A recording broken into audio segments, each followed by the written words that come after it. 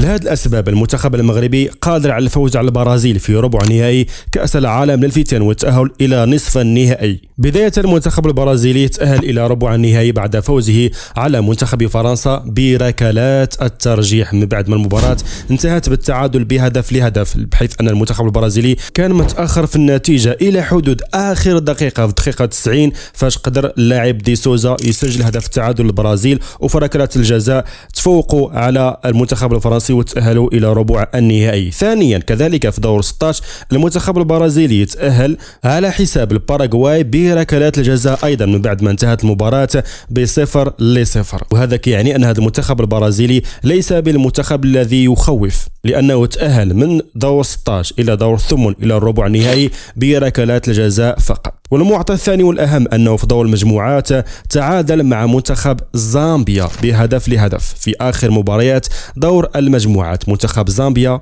اللي هزماته مالي ب3-1 في دور 16، وحنا هزمنا مالي ب3-2، يعني حنا افضل من منتخب زامبيا اللي تعادل مع منتخب البرازيل. وهذا كيعطينا واحد الخلاصه ان المنتخب البرازيلي ليس بالمنتخب المخيف، والمنتخب المغربي بهذه المعطيات قادر انه ان شاء الله يفوز عليه في ربع النهائي ويتاهل الى نصف النهائي. غير هو ان شاء الله اذا تاهلنا لنصف النهائي راه ممكن جدا نواجهوا منتخب البرتغال في هذا الدور ان شاء الله. المنتخب البرتغالي اللي شكل لنا واحد الصدمه بسداسيته ضدنا في دور المجموعات.